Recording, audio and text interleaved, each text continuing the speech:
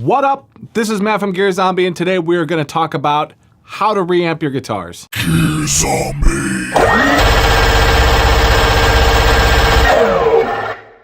There are many videos on YouTube about reamping guitars, but this one is mine. What I kind of wanted to accomplish with this video is a very step-by-step, how do you record and reamp guitars, and also go into why you would want to and what sort of equipment you're going to need in order to do this correctly. So what is reamping? For guitars, it's basically running a completely dry signal into your interface directly from your guitar and recording it into your DAW. What this is doing is it's basically capturing the signal exactly as it would be going directly into your guitar amp. But by doing that, having that captured clean signal recorded into your DAW gives you the ability to turn around and play that signal back, going back through your interface and directly into the amplifier of your choice or multiple amplifiers, and doing whatever you want to do to your sound without being committed to that one guitar take. Now that's some of the why. Now there's a few other reasons why you might want to reamp your guitars. The reason I like to reamp guitars is it gives me the ability to run different amps or try different tones. In a lot of my earlier videos, before I was reamping anything, I would just wire things up, mic it up the way I wanted, and record it in the way I went. Problem with that is that you're kind of committed to whatever tone you had, and in all honesty, some of the videos I did previously, not completely happy with the tone. But I've committed, and there's only so much you can do with EQ and compression and fluff afterwards. Had I had that clean signal, I could have just run back through, dialed my amp in however I wanted, and then re-recorded the tracks with my original performance. Or even better, if I wanted to, I could run multiple amps. I could have one take with several different amps to layer different tones. Or if I'm recording on a more professional level and say I want to send my tracks out to somebody to have them professionally mixed, they'll have the dry guitar tracks available, and if they want to run those signals through their own amplifiers, they'd have the ability to do that too. But for me, I sort of look at it from the disaster recovery option. No matter how cruddy I may have dialed in my tone in the first place, I'm never committed to that guitar tone because I always have the dry signal in my DAW and can always spend as much time as I want routing it back through and getting a sound that I actually want, or multiple sounds that I'd actually want. For example, let's take a look at a traditional recording setup here. Here you got Guitar Player of the Year. He's getting ready to record his masterpiece that all 4 of his fans are gonna love. He plugs his guitar directly into his amp that's mic'd up, and the mic is running directly into his interface, which is going into his computer and recording the tone as he's dialed in his amp. And because he's Guitar Player of the Year, he has the only amp that anybody can ever use, the Amptastic 5000, and he dials it in with the treble turned all the way up, the mids turns all the way down, and the bass turned all the way up. Poopy tone. Now if you're a guitar player, you know what happens when you have poopy tone. It makes you feel like you have a tiny wang. And no guitar player wants to feel like he has a tiny wang. Now, had he just inserted a reamp box in there, the engineer would have had a clean take of his recording and could have gone back when Guitar Player of the Year wasn't looking and re-recorded a proper tone and said, there you go, buddy, all better. Your guitars have mids now. And how does that make him feel? Huge wang. Huge wang. And let's be honest, every guitar player is really doing this so that they can feel like they have a huge wang.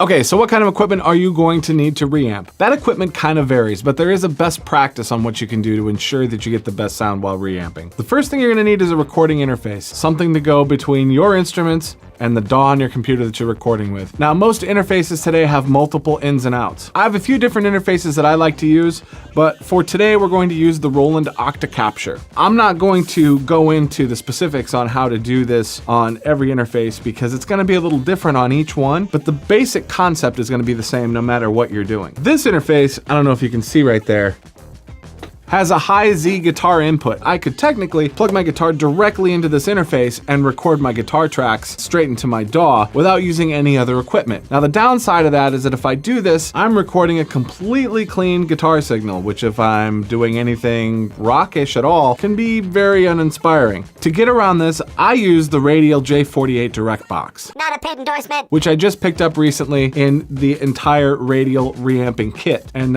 if you're interested, there's a box opening video video I did with this stuff where I talk a little bit more about it. Previously, any reamping experience I had done with my Axe effects or with my Line 6 Helix, doing it completely within the digital realm. Then finally I decided I wanted to start reamping my tube amps and decided to get the appropriate equipment to do it. Now, I don't need this box. Basically what this is doing, giving me the ability to plug my guitar directly in and then sending through a pass-through signal that I can send out to my amp. So I can send my output to my interface, getting my completely clean signal, and I can still send a line to my amp so that while I play, I'm playing with an actual tone like I would want to use normally, instead of having to listen and play through a completely clean sound. Think of it as like a ridiculously accurate splitter. However, this ridiculously accurate splitter gives me the options for ground, low cut, reverse polarity. I also have a 15 dB pad and can merge input and the through signal, if I remember right. Don't quote me on that. And it's made in Canada. So now you've gone through and you've recorded your signal directly to your DAW and you have a completely clean guitar signal, and now you want to go back out. Now a lot of people look at this and say, why do you need all these boxes? Why don't you just record plugging directly in and going directly out into your amp? Technically you can do that. The problem is you have impedance issues. Now part of what a DI box does is it converts a high impedance unbalanced instrument level signal to a low impedance balanced mic level signal. That was a mouthful, and I hope you got that I held this up in front of the camera so that I could read that without fumbling it, looking like an idiot. Not that I don't know what it does, it's that I can't spit it all out at once. Shut up, I play guitar. Now running out of your interface, you have an impedance issue again. Now I'm not gonna get too heavy into the science of the audio and why it's different coming out of your interface. What a reamp box is gonna do is it's going to take that signal out of your interface and it's going to turn it back into exactly what a signal off of your guitar is going to sound like. If you run an output from your interface directly into your amplifier, you're gonna get a ridiculously noisy, nasty, crappy signal. This is going to correct all those impedance issues and make it, again, as if it was just coming off your guitar. So let's set some gear up real quick and we're going to reamp a track and we're gonna show you how this works. Okay, so I got everything hooked up here. Got kind of a mess of chords, so I'm gonna try and show you what I have going on. So I'm using my Hughes and Kettner and I have my guitar, this is the line from my guitar, going into the input of the Radial J48 Direct Box. We're running the through signal just directly into the amp. There's a red box, a direct out on the back of this amp with cabinet emulation that is running into input 1 of my interface. Now input 2, the output of this direct box, is going into input 2 on my interface, and that's where my clean guitar signal is going to be recorded. And then just for reference here, input 3 is my microphone I'm talking to you with right now. Now the direct box requires phantom power. We said, here's my mic, here's what I'm talking into right now. This is gonna be our clean guitar sound, and this is gonna be our dirty guitar sound.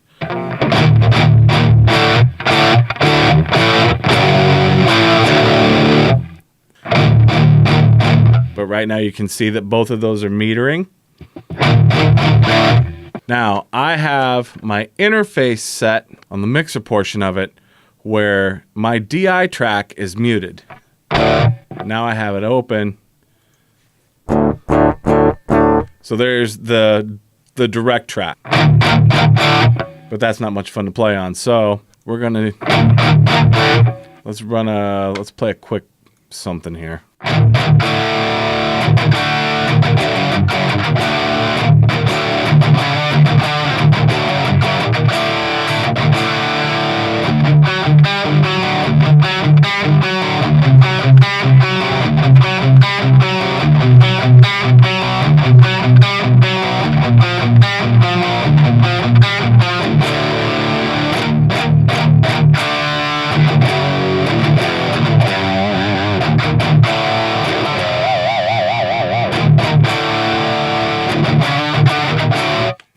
All right, a little noodling. Let's listen to what we got here. So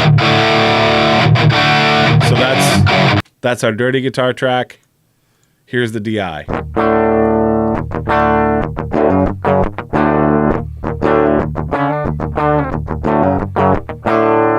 Okay, not much fun.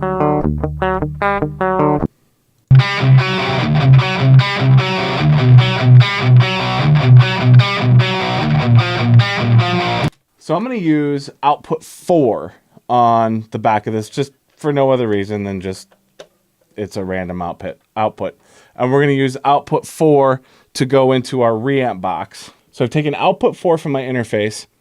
and I've run it into the balanced input of the reamp box. I've taken the out of the reamp box, just regular guitar cable, and I've plugged it directly into the input of my amp. DI's gone. We don't need that anymore. And from here, we're gonna be able to play this back, and we're gonna adjust levels and see what we got going on. All right, we're gonna pan this all the way over here. Let me explain. Why am I panning this track? The reason I'm panning that track is because I want 100% of the signal to go back out of the single output of my interface. What I don't want to have happen is have my single mono guitar track being split up. And because a lot of these interfaces like to group the inputs and outputs, like when I select these, I believe it's right 1 and 2, left 1 and 2, right 3 and 4, left 3 and 4. So to make sure you get 100% of the signal, you pan the output track all the way whichever direction you're going so that the full signal goes out whatever output number you select. Now you can do this with an interface that just has a main right and left out. It just makes things a little more difficult. It's a lot easier if you have a main out or a headphone out so that you can listen and then route your guitar track out some other output that's just unrelated to your main outs. It just makes life a little easier. But you can do it with a smaller interface that only has a right and left out.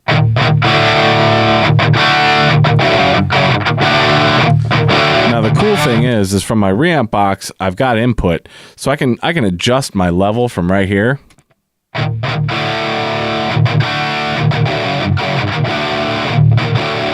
I can adjust how hot I'm pushing that into my amp. And then let's actually, you can see this is muted here. So we're gonna insert another audio track just for giggles. Let's disarm that one. And we're gonna run this guy.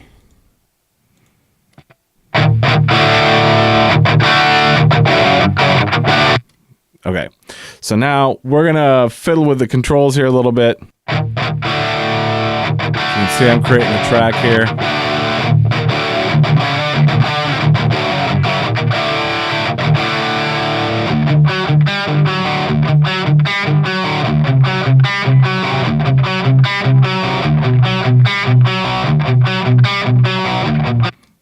Okay, so we can solo that out.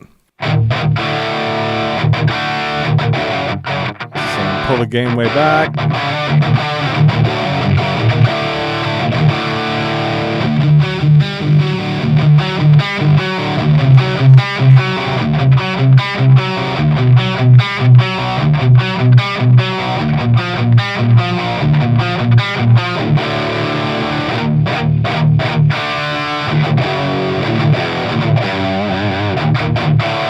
So there you go.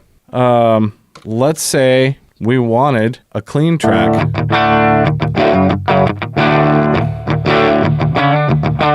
And we wanted some reverb on it.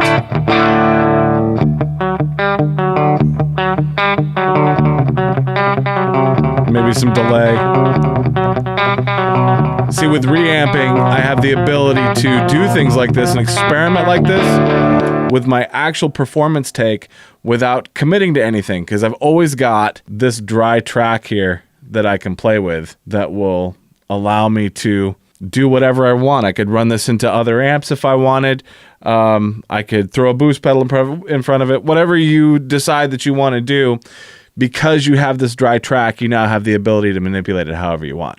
All right, that's it for today. I hope you got something out of this how to reamp video. So do me a favor, hit subscribe, hit like. I'm doing the best I can to try to help you sound gooder than you did yesterday. Find me on social media, Facebook, Twitter, Instagram, wherever. Until next time, Gear Zombie.